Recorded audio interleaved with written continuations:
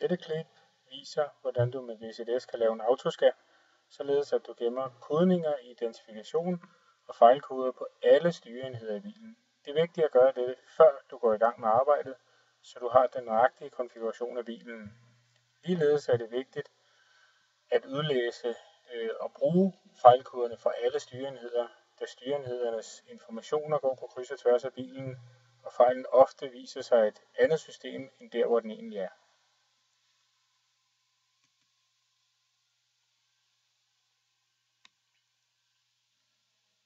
Starter VCDS, automatisk test,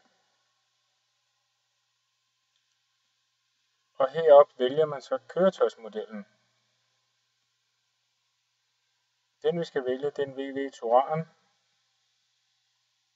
Så i alfabetisk rækkefølge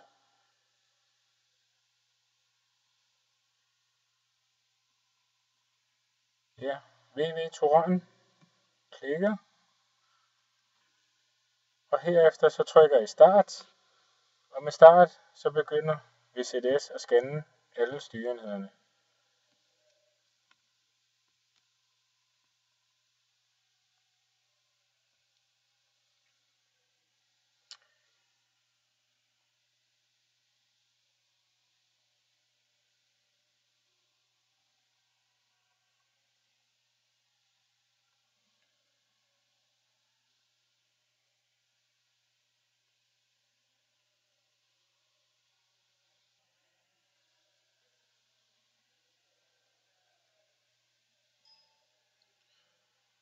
Så blev alle styreenhederne scannet igennem.